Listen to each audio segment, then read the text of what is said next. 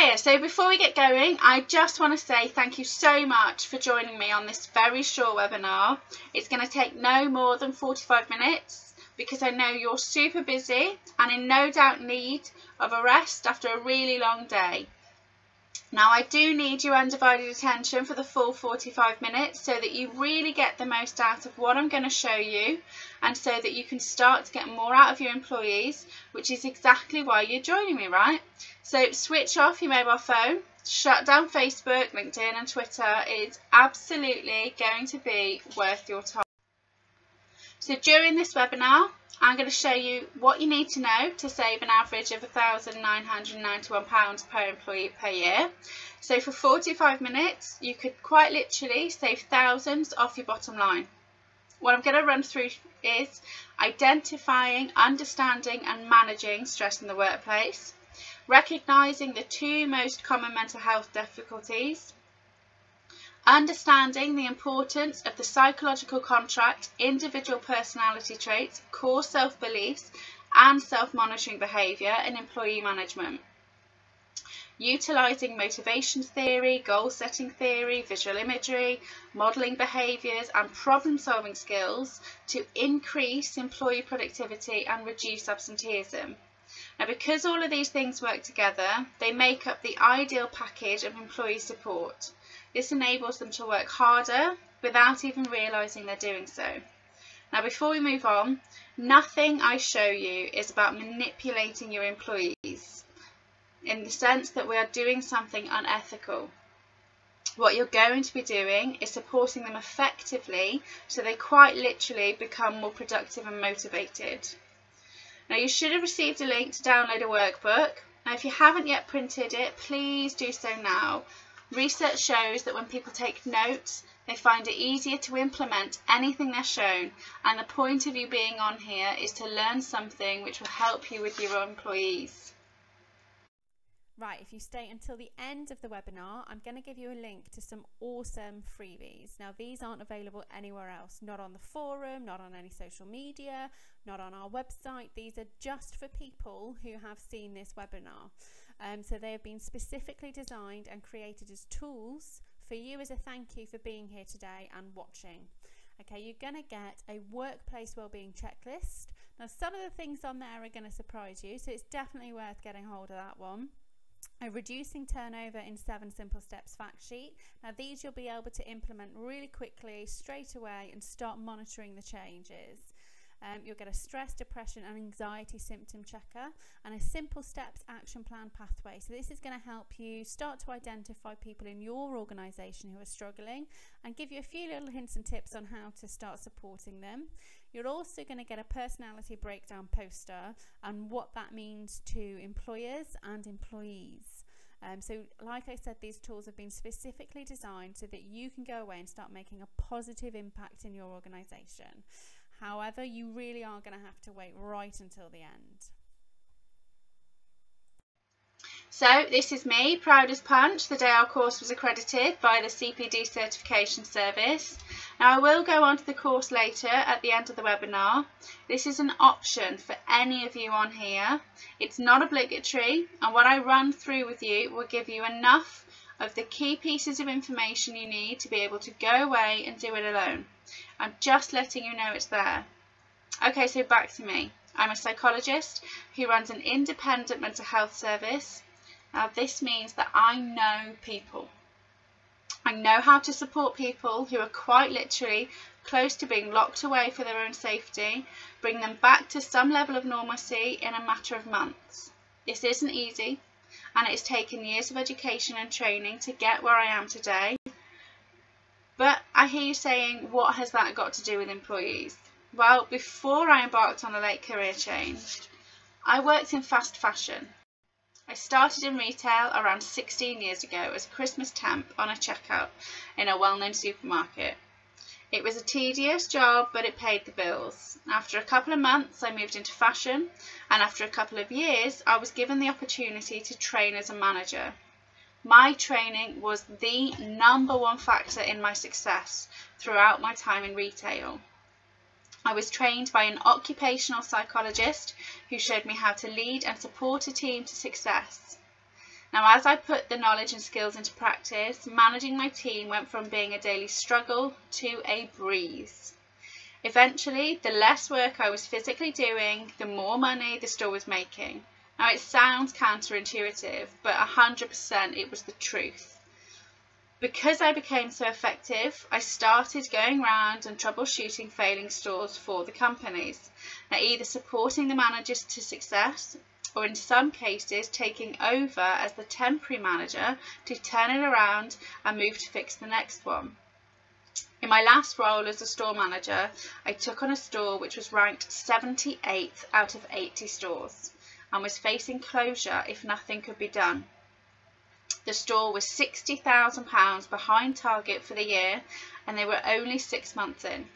Now, after 6 months, and we'd hit the year end, the store finished level against target.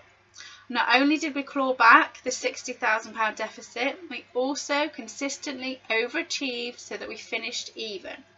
Now, the next 3 months, we were sitting in the top 3 most profitable stores against target and like-for-like in the country, finishing each week on between 5 and 10% plus, and this trend continued while I remained in post. Now, I know most of you are not running retail stores. What is important to understand is that what I implemented had nothing to do with retail. It had everything to do with the staff and the way I managed them.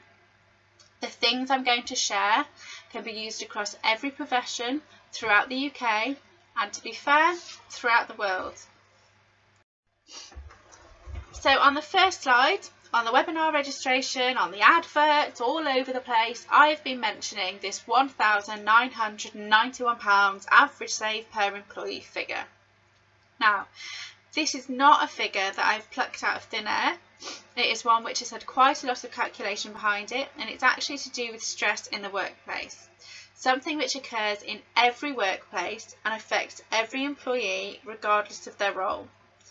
The Chartered Institute for Professional Development, the Sainsbury's Centre for Mental Health and the Health and Safety Executive carry out surveys each year and compile statistical reports charting different types of absence rates. These statistics and fiscal analysis show that on average, each employee costs an organisation £1,991 every year due to stress.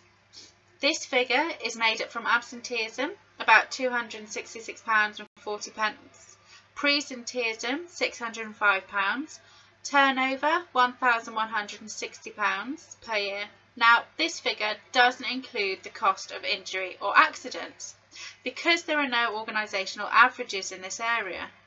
However, it is believed that between 60 and 80% of all accidents or injuries which occur in the workplace are due to stress.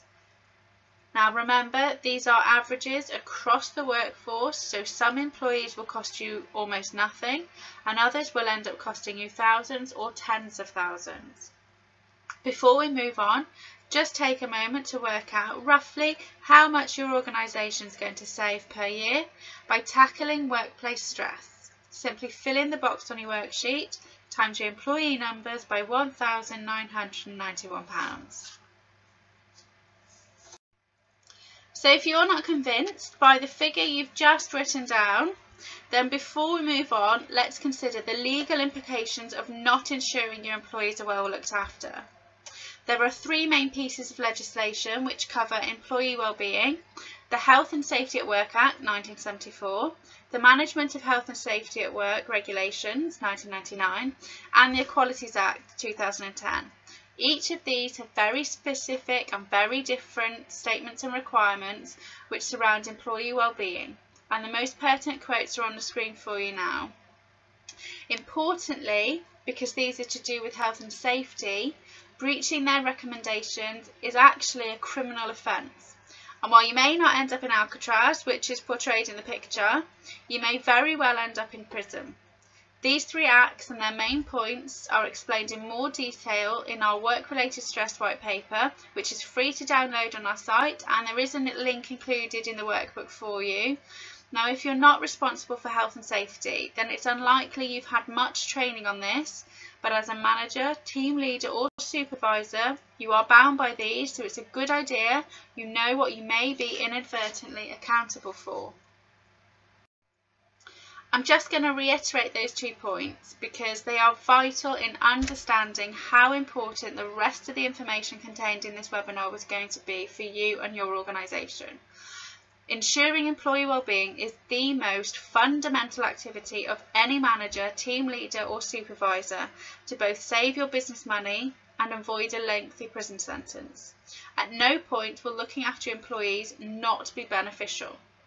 There are loads of other benefits like reducing your stress and workload or a happier all-round working environment, but if you're anything like me, then knowing you're saving money and not going to prison, then that's enough, and everything else is just a bonus. So I've already shown you that stress costs businesses a lot of money, but how do you identify stress? What is it? Where did it come from? How do you know whether somebody's really stressed or just saying they are? Well, honestly, you will never be able to tell 100% whether somebody is faking stress, but research shows most people who say they're stressed usually are. In 1974, the HSWA defined stress as the adverse reaction people have to excessive pressures or other types of demand, or a situation where demands on a person exceeded that person's resources or their ability to cope. This basically means that at any time, any one of us can become stressed. Stress is a natural reaction to too much pressure. Because we're all unique individuals made up of different genes and experiences, there is no one rule as to how much any one person can take before they become stressed. So one individual may be able to deal with multiple pressures and be okay, and another may only be able to cope with one.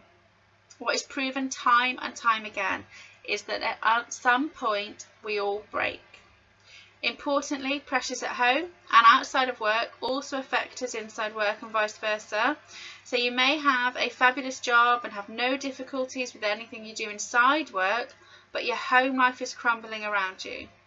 This will affect how you're doing inside work. Many of us try to compartmentalise or to shut off what's going on around us, but it will be having an effect, even if you can't tell yourself. Now the reverse is also true. Work stress spills into our home lives and then back again, a never-ending cycle of added pressure. Now the effects of stress can be quite dramatic and long-lasting. People who struggle with stress can develop serious physical and or mental health complications which last weeks, months, years and even a lifetime if not properly dealt with. The only way to identify an employee who is struggling with stress is to have a good relationship with them. What you're looking for is a change in their typical behaviours and routine. Tasks which they found relatively easy become difficult and are not often achieved. Now it's important to understand that stress is a very real problem, and the only way to manage it is by supporting your employees effectively. Now, because mental health difficulties and workplace stress are constantly in the news, it may seem as though this is a new thing and as a result of the way in which we now work. Now, this, however, is completely false. Stress and mental health difficulties have always existed. Remember, they were mentioned back in the 1974 Health and Safety at Work Act. This was 42 years ago. Now, it is possible that the rate at which we're recognising and diagnosing this is increasing. The taboo and the stigma is lessening, so many more people are comfortable in giving their true reason for being off ill. Now, interestingly, last October, a national survey discovered that only 39% of employees will tell their employers they're struggling with a mental health difficulty, whereas 77% say it's a physical difficulty, such as a bad back. Now, there are common physical health complaints associated with stress, such as IBS, backache, headaches or stomach ulcers, but as I run a mental health service, it's not my area of expertise. So I'm going to concentrate on the two most common mental health difficulties, depression and anxiety. Anyone who develops stress and are not properly supported will go on to develop either depression or anxiety. Now, if these mental health difficulties are not managed, then statistically that individual will also develop the other one. When that happens, intensive psychotherapy is needed to ensure that person recovers, and unless you've not seen the news in the past 12 months, you'll be aware of the mental health crisis facing our country. Accessing mental health help is increasingly difficult and often only limited to those who are very critical. It's important for everyone to understand the fundamental differences between depression and anxiety, as this is going to enable you to successfully support your employees while they're in the workplace. Both mental health difficulties manifest in very different ways and require different approaches to see results. So depression is a mood disorder and is defined as a mood state of sadness, gloom and pessimistic ideation with loss of interest or pleasure in normally enjoyable activities, accompanied in severe cases by anorexia and consequent weight loss, insomnia, especially middle or terminal insomnia, or hypersomnia, asthenia, feelings of worthlessness or guilt, diminished ability to think or concentrate, or recurrent thoughts of suicide. Now, an individual who is depressed will have difficulties completing tasks because their thought processes are struggling to function. They will lose all motivation to complete anything, often withdrawing from friends, families, or activities they used to enjoy doing. They may lose weight, have difficulty sleeping, and be unable to see anything positive. For example, you could tell an employee that they really helped you today, and without their effort, the project would not have been completed on time. And their response is likely to be, "I didn't really help," or "My work's not that important." Any type of praise is counteracted by pessimism or negativity.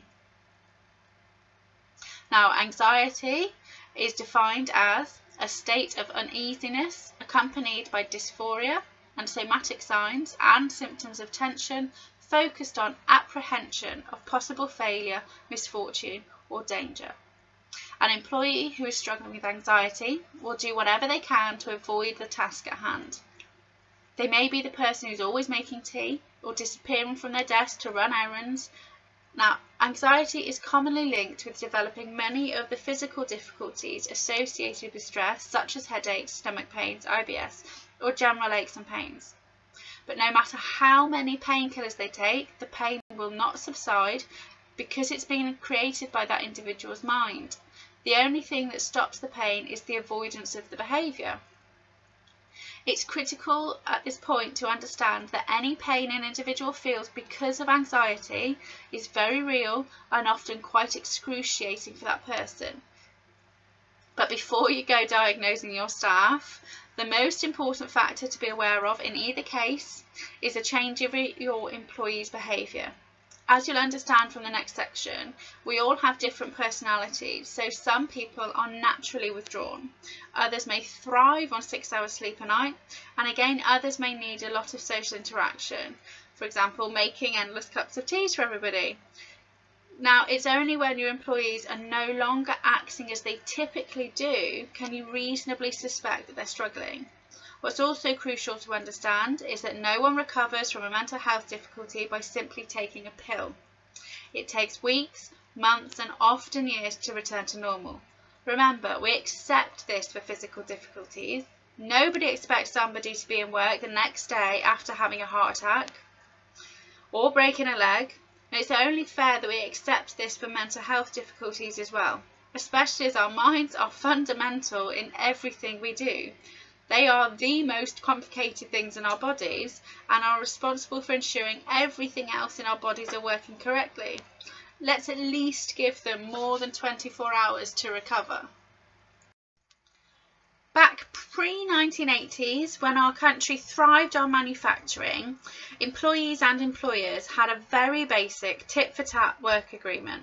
The employee did as they were instructed, and the employer rewarded them with regular pay, holidays and a pension. However, as the country moved into the 90s, these contracts changed to ones which were more collaborative and implied. The 2008 financial crisis placed ever more pressure on employees and employers to work alongside each other, often with employees having little faith in their role, job security or financial security into retirement. Employers do not offer the same benefits as they used to, and employees are increasingly being asked to do more, and in many cases for less money than they used to. Most contracts nowadays have an "and other duties in line with your position" clause. Now, this basically means anything the company wants them to do. Although this is an extremely useful and enables companies to be flexible, it can have quite dangerous effects on the employee's mental and physical well-being if not implemented correctly. Often, this "anything else" clause ends up including things which, had the employee known about during the application phase, they may very well never applied for the role in the first place. This leads us nicely into the next few things we're going to talk about: personality, self-monitoring, and core self-beliefs.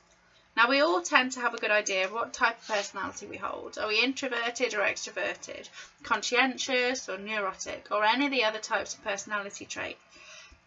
Now, understanding our personality traits enables us to identify roles which we are inherently more able to fulfill successfully.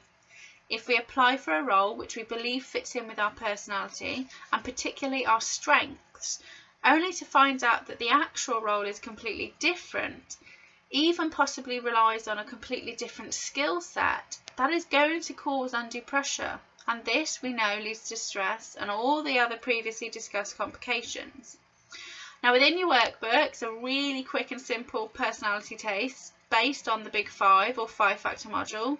Now, this is the most common personality test in psychological literature and was developed back in the 80s. Now, you don't need to fill this in now, but it's a good idea to do so after the webinar, even if you only do it for fun. But in all seriousness, because we all have different personality traits, we are all suited to different jobs, roles, and positions within an organisation. Some roles require a lot of analysis and concentration, and placing somebody who scores high on extroversion in this type of role is going to have negative consequences on both their performance and eventually their health. Importantly, personality is not the only factor which can determine somebody's ability within a specific role. Core self-beliefs also play quite an important part. Now, these are the beliefs which we hold about ourselves, and this is made up of all the different interactions we've had since we grew up. Now, unlike personality, which is to do with our inherent and natural traits, core self-beliefs are due to the environment, and these perceptions are held in our subconscious. So environmental interplays can have a dramatic effect on the way we perceive our ability to perform a specific task or role, and because these perceptions are held in our subconscious, we are often unaware of how they affect our behaviours.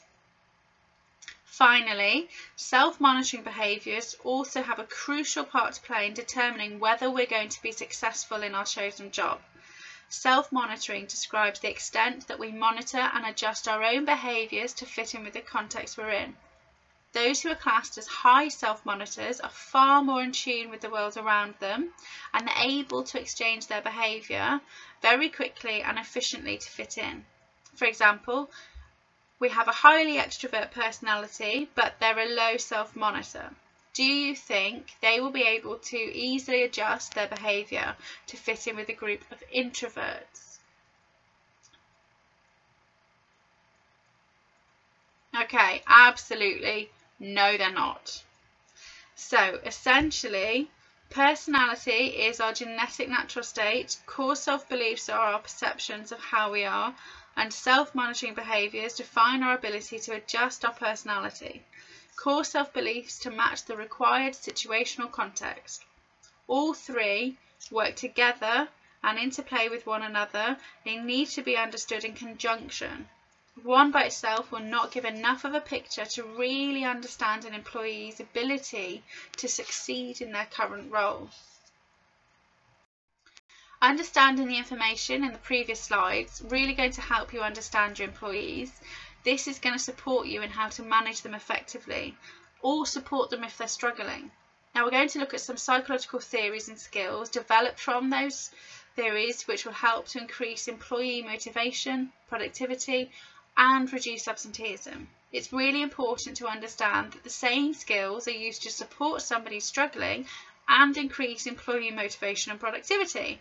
Now this makes it really easy to apply everything across the whole department, office or organisation and integrate these skills into your everyday management strategy rather than having to consciously think about extra things to do. Motivation theory, or more specifically the self-determination theory, states that there are two different types of motivation, autonomous and controlled. Autonomous is when an employee engages in their role because they enjoy it or because they are powered by the importance or value of the task. Controlled is when an employee is effectively forced into completing a task because of internal or external pressures. Employees who have autonomous motivation are more likely to succeed in their job or their task or their role. Goal setting theory describes two different goal types: mastery goals, which aim to develop and improve an individual's skills and competence, or performance goals. These aim to validate and demonstrate an individual's competence compared that to others.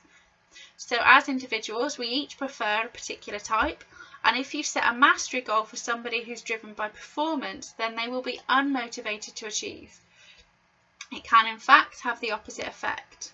Now the same is true if a performance goal is set for somebody who prefers mastery type goals. You should be able to identify which of your employees are driven to achieve by understanding their personality, core self-beliefs and self-monitoring behaviour.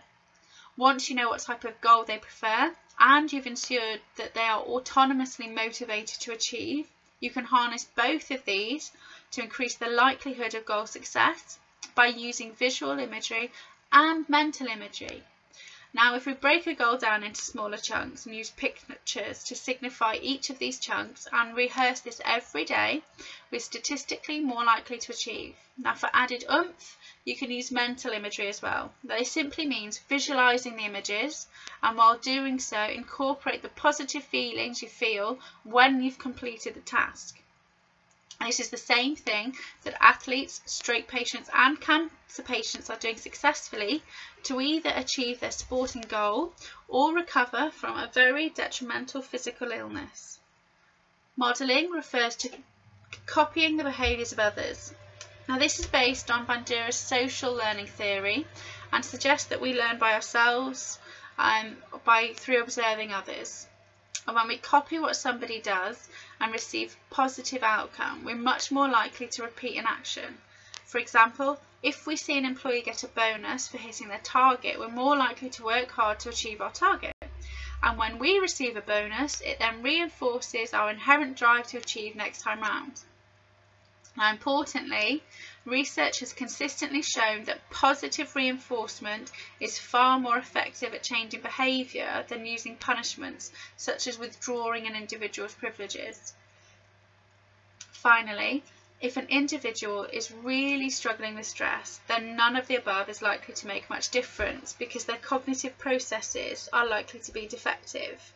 Now think back to what was discussed earlier on. Somebody with depression will struggle to process information, and somebody with anxiety will be avoiding achieving any tasks because their mind believes they're in danger. In order to effectively support somebody struggling, we need to ensure that they're able to break down the big goal into really small and achievable chunks. You can do this by using mind maps as part of the task process, and upon completion of every small task, incorporate positive reinforcement.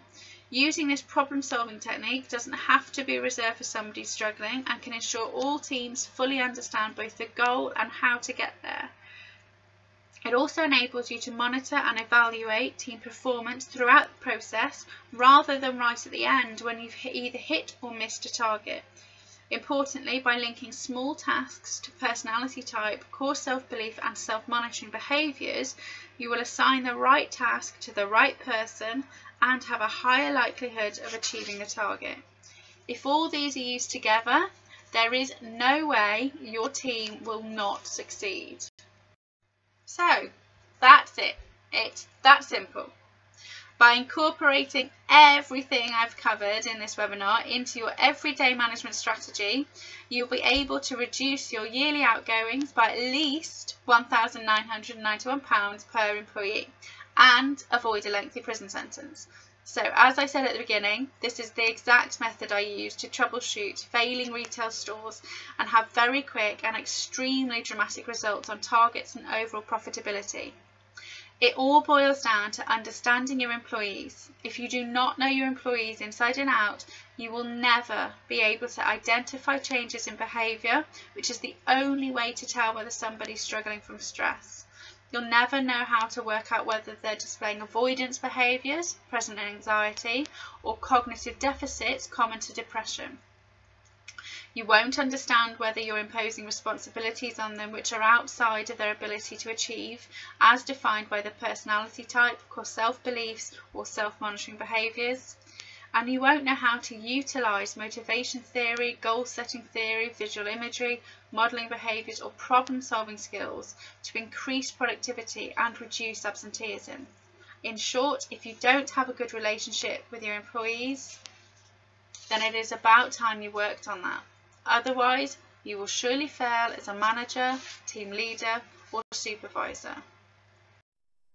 At the beginning, I said I would share everything you need to transform your organisation. Now that's exactly what I've done, and you're going to be able to grab the link to all your freebies in just a second. Now I know that some of you will have been watching this and now you're starting to get pretty terrified because I've opened a big case of workplace worms. Others of you might be getting overwhelmed by all the information and the things that you've realised you now need to know to effectively support your team. Now don't get me wrong, some of you will have been avidly scribbling down notes and now you're super pumped to get going and revolutionise your team. I want you to understand that whatever emotion you're feeling right now, it is absolutely okay. Now I don't want to leave you hanging, and so what I'm going to offer you is the opportunity to spend 1 hour with me going through your business and the issues that you think you're having with your employees that need to be overcome to effectively grow your business.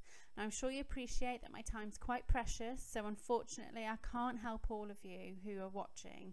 I only have 6 places a month in my diary dedicated to helping people who watch the webinar. Now, if you are ready to revolutionise your team through proactive employee engagement strategies, then make sure you fill in the application form. It's located on the same screen as the freebies to download, so you only have to go into one place.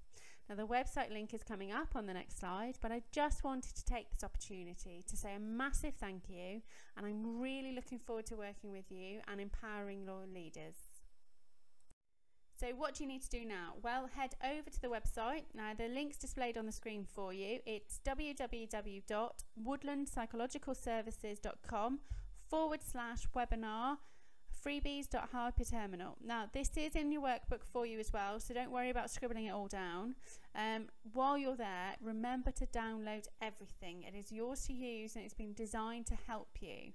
If you, however, you want a little bit more help and you're really ready to get going, then make sure you fill in the application form while you're there. Like I said, there's only 6 spaces every month. So most importantly, have an absolutely fantastic day, and I look forward to working with you soon.